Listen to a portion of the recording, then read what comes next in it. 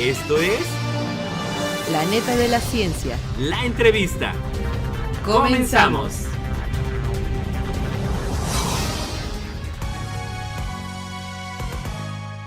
Hola, ¿qué tal amigos? ¿Cómo están? Bienvenidos a la entrevista de La Neta de la Ciencia. Les saluda Edgar Jiménez, transmitiendo desde Radio y Televisión Universitaria, saludando al buen Lalo Carrillo desde los controles. Ya lo sabe, sigan nuestra transmisión a través del 88.5 de FM y a través también de las redes sociales del Consejo Potosino de Ciencia y Tecnología, Instagram, Twitter, TikTok, LinkedIn y YouTube, y todas las ediciones de la entrevista de La Neta de la Ciencia disponibles a través del Spotify de Radio y Televisión Universitaria.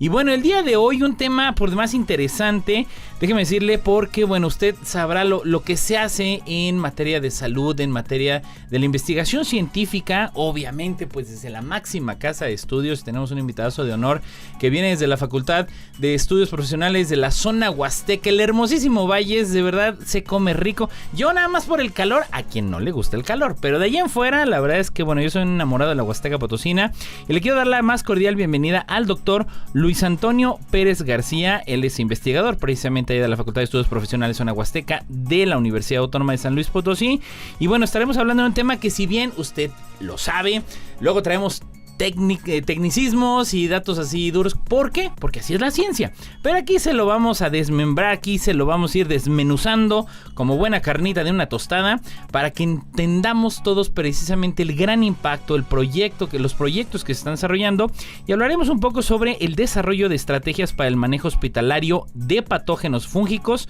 de atención prioritaria. Algunas cosas, hasta su servidor, que es peatón del conocimiento, ya medio sí las entendió, y otros, pues bueno, precisamente el doctor Luis Antonio pues estará aquí para platicarnos al respecto. Doctor, bienvenido, muy buen día. Muchas gracias, muy buen día. Gracias por la invitación. Y bueno, doctor, platicándonos un poquito, antes de entrar quizá en materia, ¿cuáles son sus líneas de investigación, un poquito la expertise? Ahora sí que, ¿a qué se ha dedicado en el torno de este mundo tan fascinante de lo que es la investigación científica? Pues mira, a mí me gustan dos grandes campos. A mí me gusta mucho la inmunología. Y así, cuando andaba buscando con qué trabajar en inmunología, caí por casualidad con los hongos. Okay. Y me gustan los hongos que afectan a los humanos. Hay hongos que afectan plantas, que afectan a otros animales, pero a mí me gustan los que afectan al humano. Ya. Y me gustan los que causan complicaciones, que no son tan sencillitos. Entonces, mi línea de investigación, desde que estaba en el doctorado, pues ha sido trabajar con respuesta inmunitaria contra hongos patógenos. Entonces, cuando llegué a la Universidad de San Luis Potosí, empecé a trabajar con esta línea de investigación, mucho con la respuesta inmunitaria y también con las estructuras de los hongos que son reconocidas por el sistema inmunitario humano, y cómo se monta esta respuesta, cómo interaccionan, cómo se lleva a cabo esta comunicación que permite decirle al cuerpo: sabes que yo soy un hongo, te voy a hacer daño, y el cuerpo le dice: ya te reconocí, te voy a atacar. ¿Cómo se lleva este jugueteo, no? Y de eso, pues, a lo que estamos trabajando en el laboratorio, que es esta interacción patógeno-hospedero, le llamamos, específicamente con infecciones fúngicas. Y a mí me gustan las infecciones fúngicas de interés médico.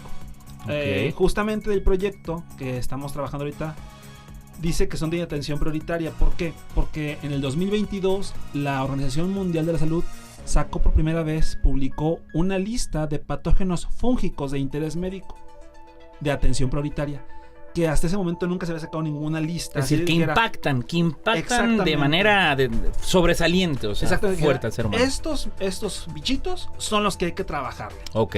¿Cómo sacó esta lista? Pues por muchas consideraciones, ¿no? ¿Qué tanta mortalidad tienen? ¿Qué tantas complicaciones pueden presentar? Si tienen secuelas. ¿Cuánto tiempo de una persona hospitalizada si tiene estas infecciones? Si hay tratamiento asequible y aprobado por evidencia que sí funciona contra estas infecciones, si es fácil de diagnosticar, etc.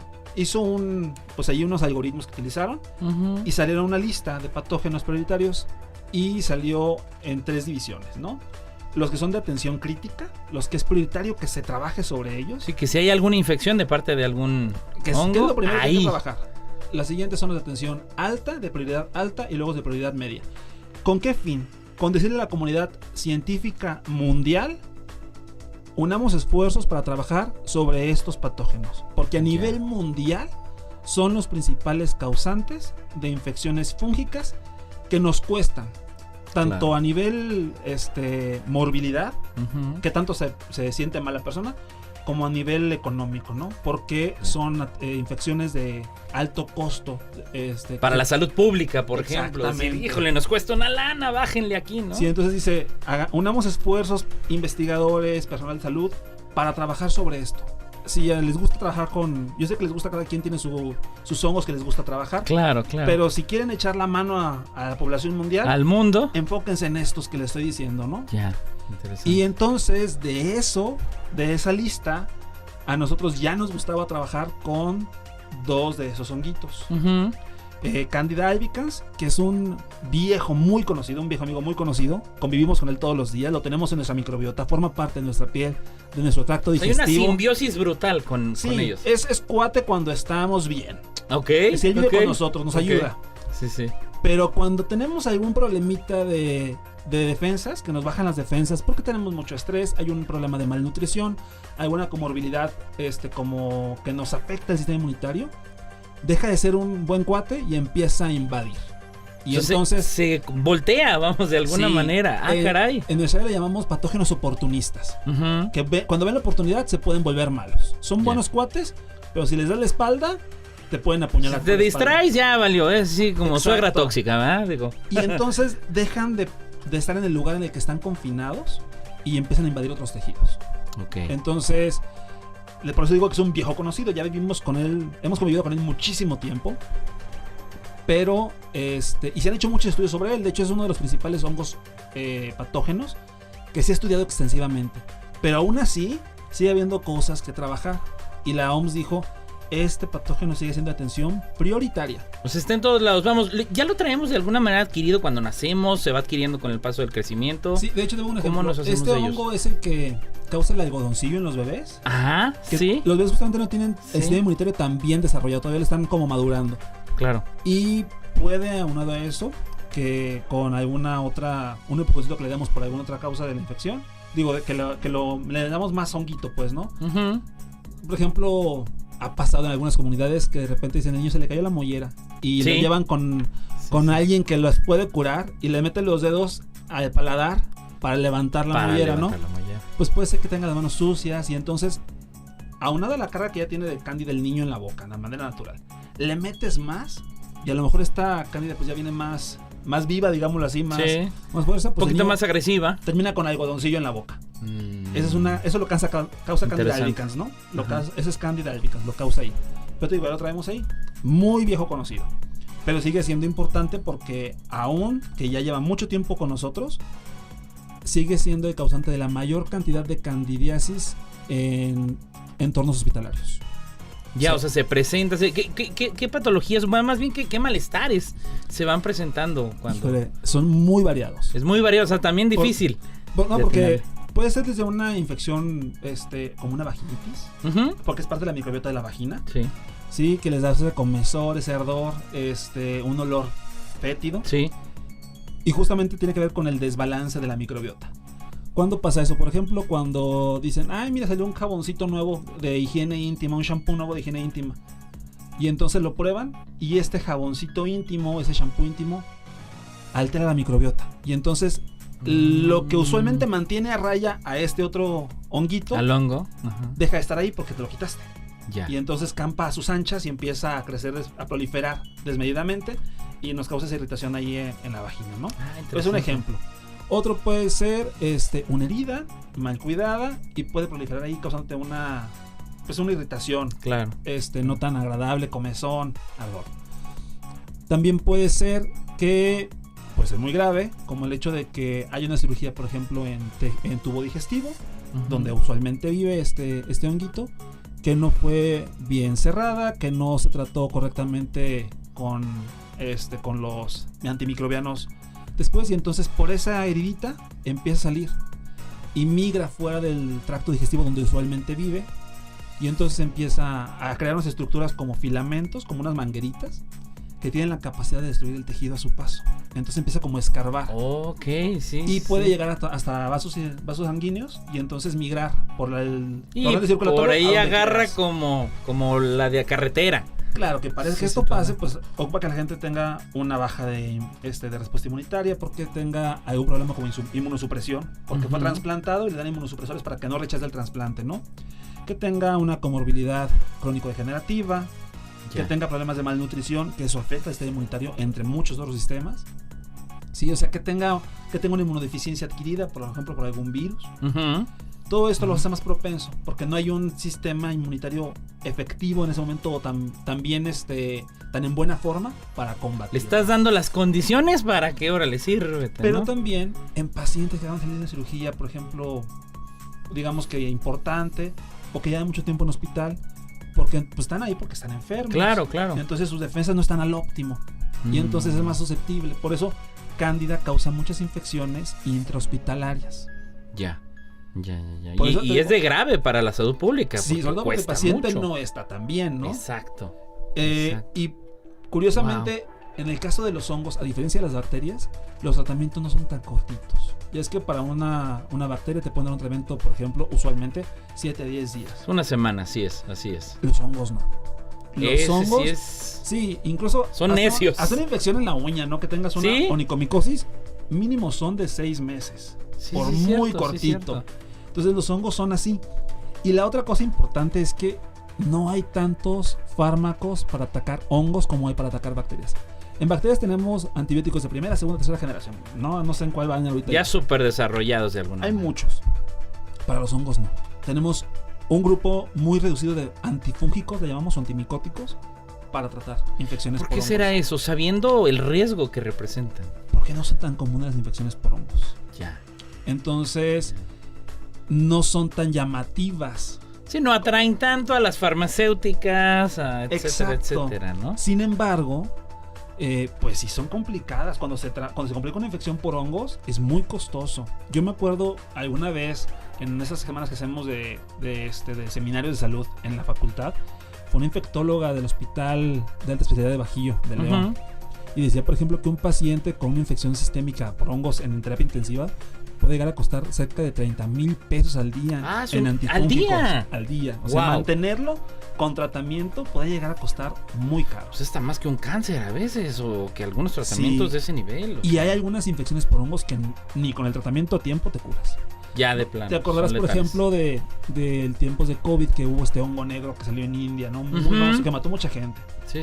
Bueno, ese hongo es un mucoral, causa mucormicosis, es la infección causada por el hongo. De los pacientes que se detectan a tiempo con mucormicosis, el 50% va a morir incluso con tratamiento. Ya, a pesar de que alcance cierta atención. Wow. Exacto, entonces, pues los hongos en general no son tan llamativos, pero cuando hay una infección por hongos, sí hay que tenerle cuidado, ¿no? Tratarse Ujú, adecuadamente. Hay otra causa también, por ejemplo, en las infecciones por hongos superficiales, como en el caso de Cándida, que también suele tener un problema para el diagnóstico. No son tan fáciles de identificar como infecciones fúngicas porque los síntomas que causan se parecen a muchas otras cosas. Entonces, no le atinan a veces. ahí al Exacto. diagnóstico, Y sobre sí, no, todo no le atinan. porque no todo mundo, no hay tantos personal de salud entrenado en el área de micología. Es Ya. complicada el área de micología. Y pues evidentemente por la clínica, por las manifestaciones, pues podrían irse por otra cosa a lo mejor más sencilla y enmascarar a la infección por hongos. Ujú. Otra de las causas es que la gente suele medicarse. Y hay fármacos de muy fácil acceso que te enmascaran o te estropean una lesión clásica de hongos. Hay una pomada muy común comercialmente que venden muy barata que tiene un antimicótico muy sencillo, un antibiótico y un antiinflamatorio esteroideo que se llama betametasona, que es muy fuerte. Ajá, sí, claro. Es muy, Es muy barata. Y entonces tú vas, tienes picazón, te da ardor, te venden esa en la farmacia porque te dicen, mire, compras esta. Es muy buena. Y sí, te calma la picazón, te calma el ardor, te desinflama, pero te enmascara la lesión por el hongo. Entonces cuando tú vas al médico, porque no se te quita después de 2-3 semanas que sigue ahí la lesión o te regresa, porque te la dejas de poner, ¿no? Mejoras, te dejas de poner la pomada, regresas después a los 3-4 días otra vez con la picazón más fuerte y ya no te la calma tan fácilmente. Y la ve el médico y dice, híjole, pues es que esto parece todo y nada. Claro. Porque la lesión que originalmente era muy clara de identificar, después de que te pusiste este fármaco, esta pomadita que te la altera, ya no es tan fácil para el médico decir, pues mira, yo creo que es una infección por hongos. Ujú, porque sí. ya aparece todo. Se enmascara, como dice, Ajá, efectivamente. en dermatología le llaman lesiones corticoestropeadas, Ya. estropeadas por corticosteroides. Ya. Entonces, pues así como puedes ver, Candida albicans causa tanto infecciones superficiales, localizadas, hasta infecciones sistémicas. Ujú. Eso es lo que causa Candida albicans. Y por eso sigue siendo tan relevante, porque como te decía, pues a pesar de que es un viejo conocido, sigue siendo el principal causante de candidiasis en ambientes hospitalarios. Sigue teniendo un impacto. Ahora, algo que yo quisiera rescatar es que, por ejemplo, la OMS saca este listado en plena pandemia. O sea, 2022. 2022, pues todavía andamos encerrados y con cuarentenas y todo eso. Y esto es importante porque de alguna manera, si una institución de nivel global dice, señores, no dejen de voltear también de este lado, porque de alguna manera recursos, proyectos, se acordará que pues todo se fue a COVID, ¿no? Inclusive aquí en Exacto. México, el Coposit, hubo un fideicomiso para el COVID, CONACYT sacó, y bueno, a nivel global, pero me parece muy interesante que lo hayan sacado justo en pandemia, es decir, hay que momento de comunicar esto. Y de alguna manera me gustaría también distinguir, y para quienes nos escuchan, porque luego hay quien dice, bueno, este tema se pueda dar más según el entorno, es decir, por ejemplo, en San Luis Potosí se da más en contextos quizá calurosos y semirurales, como en la Huasteca Potosina, en zona media, más un aspecto más urbano, o no distingue, ahora sí que esto no distingue la parte de... Mira, hay del de hongo, todo. ¿no? Candida albicans es un hongo cosmopolita, le llamamos. Ok. Donde tú vayas. De mundo, es un hongo de mundo. En donde tú vayas, ahí lo vas a encontrar. Va a haber. En todos lados. Ya. Sí, Candida. claro. Ataca más a pacientes en cuidados intensivos, en terapia intensiva. Pues, En un evidentemente, entorno hospitalario, finalmente. Con mayor frecuencia. No es lo único. Porque te Ok. acabo de mencionar que causa vaginitis en ¿Sí? pacientes de cualquier edad. Sí, sí, Ni sí, siquiera claro. tienen que tener o estar en climaterio o estar en pubertad. No, en cualquier edad puede suceder esta disbiosis, le llamamos una alteración de la microbiota y puede propagarse. Ok. Hay otros hongos, como el otro que trabajamos nosotros, que es Madurella mycetomatis, que sí prefiere ciertas zonas calurosas y secas, Ok. por ejemplo, ¿no? Y en algunos casos hay otros hongos que también causan la misma afección que el Madurella mycetomatis, que se llama eumicetoma, la enfermedad que causa. También prefieren ambientes calurosos y húmedos. Entonces, estos son con más de calor. De hecho, la zona que le llamamos cinturón del micetoma está cercana a los trópicos. Micetoma es la infección que causa la forma clínica Ujú. y puede ser causada por bacterias y por hongos. Para bacterias hay muchos antibióticos. Para hongos hay pocas formas Sí, de lo tratarlo. que decía, que no hay Y manera. para hongos, usualmente, además del tratamiento con medicación oral, suele llevar cirugía para remover la zona. Este honguito lo que hace es penetrar por heridas en la piel y está asociado mucho al trabajo de campo. Gente que trabaja en el campo con cosas espinosas como caña, como troncos, paja, etcétera, se inocula traumáticamente, o sea, por una lesión le entra el hongo y obviamente mientras más carga del hongo haya en la zona, pues más fácil es que se infecte. Le va a infectar. ¿Por qué? Porque el hongo es capaz de crecer en el suelo. No ocupa estar en una persona. Tiene una capacidad de resistencia brutal, entonces. Él puede crecer, alimentarse de residuos de vegetales Ujú. en descomposición, plantas en descomposición, troncos en descomposición. Él crece feliz ahí, puede mantenerse y puede entonces entrar cuando se hace una herida, una persona que trabaja en el campo que no lleva protección o que lleva guarache y etcétera, se inocula por ahí el honguito y empieza a infectar. Como no causa dolor, pues da comezoncilla de repente y después ves que se empieza a inflamar esa zona más y más hasta que el hongo ya empieza a generar lo que llamamos una tumefacción. Y esto lo que es que por dentro hay varios granos del hongo. ¿Qué son estos granos del hongo? Acumulaciones de masa, de resistencia del hongo que hace como una bola, digámoslo así, que le permite protegerse del entorno. Entonces el sistema inmunitario no lo puede atacar tan fácilmente. No se lo puede comer, como haríamos en otras cosas que dan sueltas. Y empieza a rodearse de un material de tejido de la persona que está infectada. De manera que ese tejido pues, es mío, no lo puedo atacar. Se protege, o sea, al final del día. Exactamente. ¡Qué loco! Y entonces no penetra tan fácilmente el fármaco. Por eso es que requiere una remoción quirúrgica. Te dan tratamiento con antifúngicos para que se reduzca el tamaño, se compacte y no se propague un poquito más. Y ahora sí. Y después, cuchillo, ¿no? Cuchillo. Te cortan lo que, Sí. lo que estaba ahí encapsulado. Pero este tratamiento de elección que siguen siendo los azoles, es un tipo de fármaco antifúngico, tiene un 50-70% de reincidencia. o de recidiva. Es decir, que aún de que te hayan dado tratamiento farmacológico, Que se atendió. te lo sí. quitan con cirugía, es muy probable que te regrese. Que pueda regresar. Sí. Qué loco. ¿Por qué? Aquí hay varias cosas, ¿no? Como te decía, esos tratamientos son muy largos. Entonces al paciente le De dice, meses. tómate unos 3 meses de tratamiento. Te lo quitamos en el quirófano. Y después, 6 meses a un año, todavía hay tratamiento de respaldo. Y entonces el paciente dice, oye, pues ya me lo quitaron. Ya, y ya no traigo nada, Ya no traigo ya no me nada. molesta. Vámonos. Y al año y medio regresa, Pues no porque lo somos, voy a brotar. no somos disciplinados en ese sentido, la verdad. Y porque cuesta dinero. Además. O sea, estos fármacos no son baratos. Imagínate comprar pastillas un año, ¿no? Sí. Para Entonces, eso. En la economía, de por sí como andamos, pues está complicado. Y ¿no? recuerda que te dije que este hongo usualmente afecta a campesinos, gente que trabaja en campo. Es más complicado. Es un más Primero que complejo. lo detecten a tiempo. Ujú. O que sepan exactamente qué es. Claro. Que recibas atención adecuada y después que sigas el tratamiento y lo puedas costear. Si no Que tienes es el atención, reto. atención de salud pública, por ejemplo, que lo puedas costear, ¿no? O si te cuesta, si dices, me cuesta más caro ir a donde me dan el medicamento que comprarlo aquí, pues mejor lo compro aquí, pues ya me siento bien, ¿para qué lo compro? Sí, ya le aflojamos ahí, ¿no? Sí, o sea, hay varias cosas que contribuyen. Claro. Ese es el otro honguito que trabajamos y por esa razón me parece muy interesante, ¿no?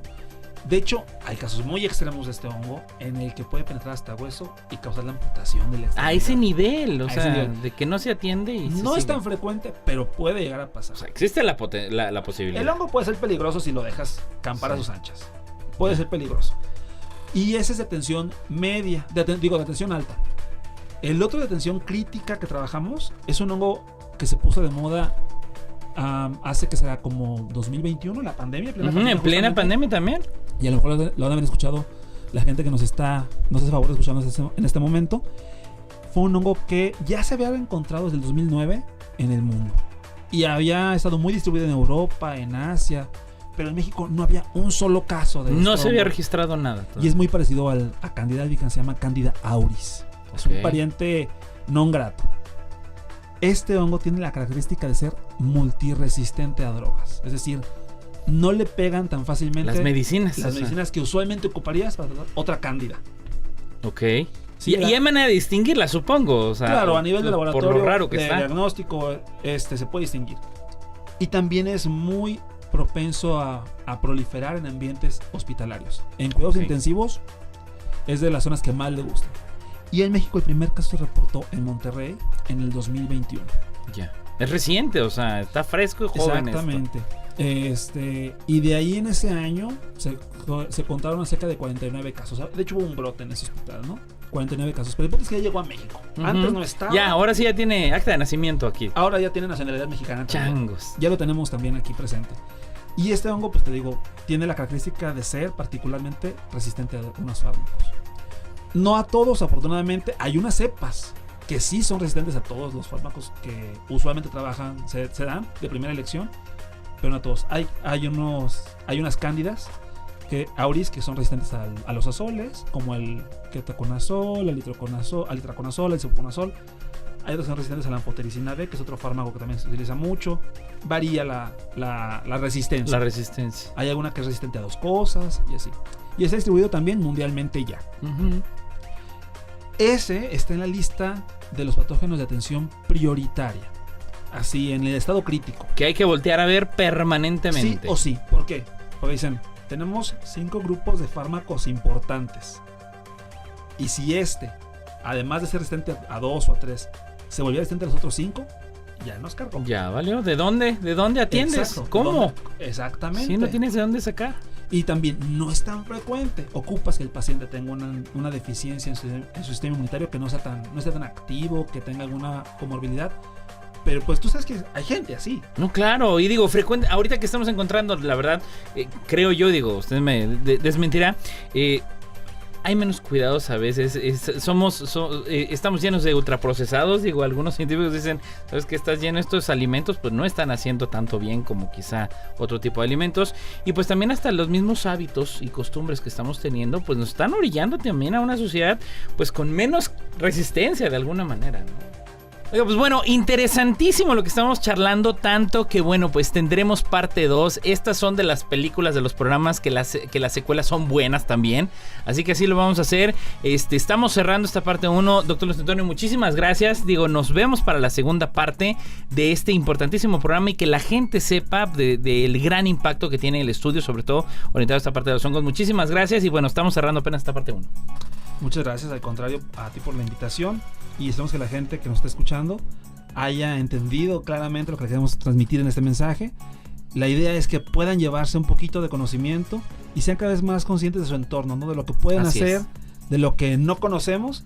Y pues finalmente el conocimiento siempre nos ayuda a todos a crecer un poquito más, a ser mejores. Así es. Muchísimas gracias. Y bueno, usted que nos escuchó, nos escuchamos la próxima semana precisamente en la parte 2, aquí con el doctor Luis Antonio Pérez García, investigador de la Facultad de Estudios Profesionales Zona Huasteca de la máxima casa de estudios. Gracias al buen Lalo Carrillo. Nos escuchamos el próximo jueves en punto de las 11:30 de la mañana. Hasta la próxima.